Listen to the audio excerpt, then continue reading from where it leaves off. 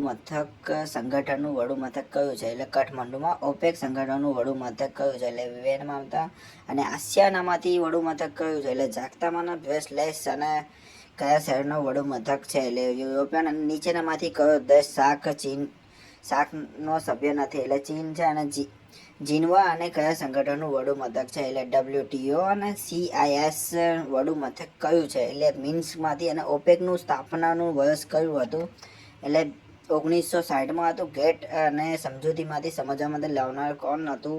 એટલે WTO. International tech park કયા સ્થળે હતી? એટલે બેંગ્લોરમાં. કયા સ્થળે અને જોન બિલ મેળા ભરાયા છે? એટલે ઝાંકી રોડમાં. અને ખનીજ અને તેલની કિંમત સંબંધીમાંથી નીતિઓમાંથી તૈયાર કરનાર સંગઠનનું કયું હતું? એટલે ઓપેકમાં.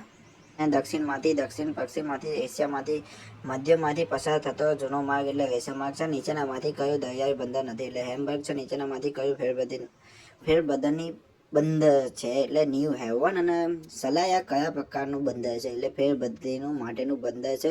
કોલકાતા નદી બંદર કઈ નદી પર આવેલું છે? એટલે હુંગલી. અને 19મું છે લંડન બંદર કઈ નદી પર આવેલું છે? ટેમ્સ નદી પર. ડેજિંગ અને એટલે શું હોય છે? નદી તળમાંથી કાપ કાઢવાની પ્રક્રિયા. બે ભૂમિપટ્ટીને જોડતી સાંકડી ભૂમિપટ્ટી એટલે સહયોગ ભૂમિપટ્ટી. નીચેનામાંથી કયું સ્થળ સરોવર બંદર નથી? એટલે ખડકાવાસલા. શું?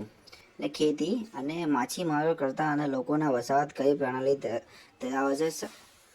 ચક્રીય. અને ગોવાની મંડોવી અને જુવાઈ નદી પર વચ્ચેના કયા પ્રકારનો વસાવત પ્રણાલી હોય છે? ત્રિકોણીય. અને ગંગા નદીમાં કિનારે પર આ વસાવત એ છે એટલે રિબન. અને ધારાવી ઝૂંપડપટ્ટી કયા શહેરમાં આવેલી છે? મુંબઈમાં. નીચેનામાંથી કયું શહેર શૈક્ષણિક કેન્દ્ર નથી? એટલે ખડકાવાસલા. ખનિજ ખોદકામના લીધે વિકસેલું શહેર કયું છે? ઝરિયા. નીચેનામાંથી સંરક્ષણ કેન્દ્ર કયું છે? દહેરાદૂન. નીચેનામાંથી શહેર શૈક્ષણિક કેન્દ્ર કયું છે? કોટા. અને કેનેડાનું વિનેપેગ અને કયા પ્રકારનું કેન્દ્ર શહેર છે? વેપારનું. અને નીચેનામાંથી કયું શહેર ધાર્મિક શહેર તરીકે ઓળખાવામાં છે? મથુરા. અને નીચેનામાંથી ઔદ્યોગિક કેન્દ્ર કયું છે? એટલે જમશેદપુર. ભારતમાં શહેરો માટેનો વસ્તીનો માપ પદ્ધર કેટલો હોય છે? 5000. કયા દેશમાં 1000 કુલ વસ્તીવાળા વસાવટ શહેર ગણવામાં આવે છે? કેનેડા. નીચેનામાંથી કયું સંરક્ષણ કેન્દ્ર નથી? મુંબઈ. માનવ સંસાધનની સૌથી મોટી સમસ્યા કઈ છે? વિસ્ફોટ.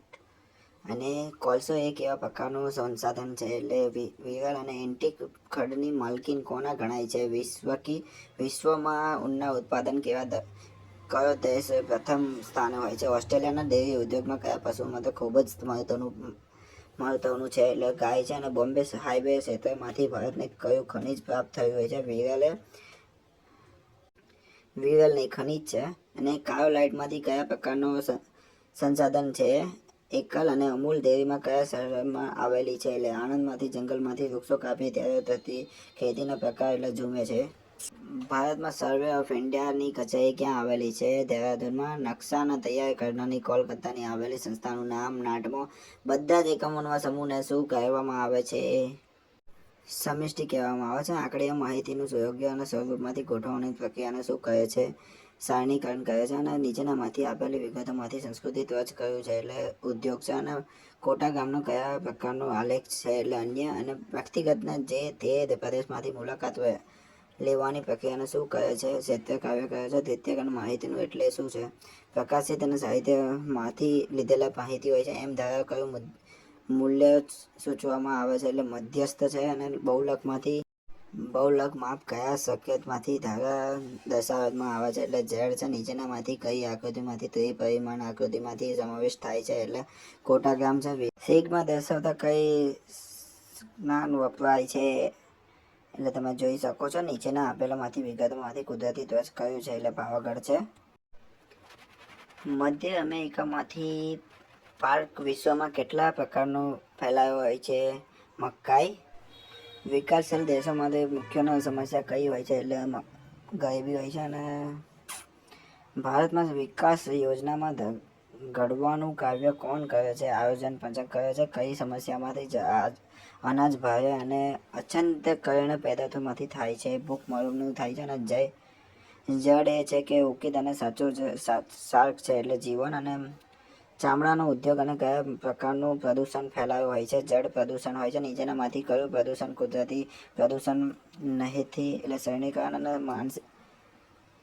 માનસિક અને તણાવ આનંદ પેદા કરનાર પ્રદૂષણ કયું છે? ધ્વનિ પ્રદૂષણ અને ગરીબીની દેશની અને વિકસાવવા યાત્રા એટલે મધ બનાવે છે ને તેજબી અને વરસાદ માટેના જવાબદાર છે એટલે સલ્ફર ડાયોક્સાઇડ અને ઊંચા માત્રામાં હોય છે.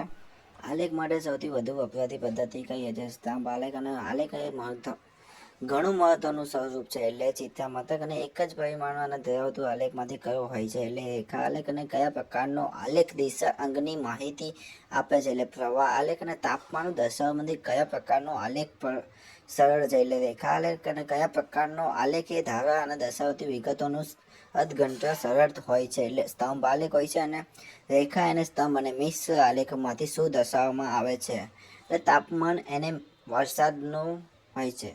એટલે આ છે ને મોસ્ટ આઈએમપી છે એટલે આ તમે કરજો જ. સમૂલ્ય રેખા અને પદ્ધતિનું શું દર્શાવવામાં આવે છે એટલે તાપમાનનું વિતરણ છે. અને સમાધાન રેખાઓમાંથી દર્શાવવા માટેના કયા પ્રકારનો પદ્ધતિનો ઉપયોગ થાય છે એટલે આઇસોપેલેટ છે. કોઈ એક માસનું અને દૈનિક મહત્વનું તાપમાન દર્શાવવાના કયા પ્રકારનો આલેખ વધુ સરળ બને છે એટલે રેખા આલેખ છે. નીચેનામાંથી કઈ પદ્ધતિમાંથી આંકડી માહિતીનું ગુણાત્મક લક્ષણોમાંથી દર્શાવી શકે છે એટલે ગ્રેટ ડોટ મેથડ છે. ને પાઈ ડાયાગ્રામના આંકડીમાંથી સૌથી મોટા ખંડની શરૂઆત ઘડિયાળમાં દર્શાવવામાં કયા આંકડીમાંથી થાય છે? આ મોસ્ટ આઈએમપી છે, કરજો. આનો જવાબ છે 12 આવે છે. અને આંકડીઓનું માહિતીનું ઉત્તમ અને નકશાનું કરવી અને પ્રણાલી કઈ છે? જીઆઈએસ છે. હાર્ડવેર અને સોફ્ટવેરનું વિનિયોગમાંથી શું કાર્ય થાય છે એટલે કોમ્પ્યુટર છે. અને સ્પીડ સેટ અને પ્રોગ્રામનું નામ શું છે? કેલ્ક છે. ભીત નકશાનું મુદ્રિત અને કરવા ઉપયોગ માટે હાર્ડવેર કયું છે એટલે પ્લોટર છે. નકશાની મુદ્રિત માહિતીનું કોમ્પ્યુટર ઉમેરવા માટેનો ઉપયોગ હાર્ડવેર કયું છે? અથવા નકશાની મુદ્રિત માહિતીનું કોમ્પ્યુટર ઉમેરવા માટેના કયા સાધનો ઉપયોગ થાય છે? સ્કેનર છે. પિક્સેલ અને ઉપયોગમાંથી કરવા માટેના આવે તો હોય તો તે કયા ડેટા કહે છે? રાષ્ટ્ર ડેટા કહે છે. તે એકની શુલ્ક સોફ્ટવેર પ્રોગ્રામ છે એટલે ગ્રાસ જીઆઈએસ. જીઆઈએસ પિતા તરીકે જાણીતા કોણ છે? રોજર ટર્મિલન. અને જીપીએસના પ્રણાલી વિકસાવવાના દેશ કયો છે એટલે યુએસએ. અને અથવા જીપીએસ પ્રણાલી કયા દેશના લક્ષણમાં દ્વારા વિકસાવવામાં આવેલું છે? તો પણ યુએસમાં જ આવે, યુએસએમાં આવે. જીપીએસ પ્રણાલી પૃથ્વી ફરતે કુલ કાર્યશીલ ઉપગ્રહો સંખ્યા કેટલી હોય છે? 24. પોતાના સ્થાન અને છબી કોમ્પ્યુટર જોવા માટે વિકાસ પામેલી પ્રણાલી કઈ છે? જીપીએસ. આવા વિડીયો જોવા માટે અમારી ચેનલને સબસ્ક્રાઈબ કરો, શેર કરો, લાઈક કરો અને કમેન્ટ કરો.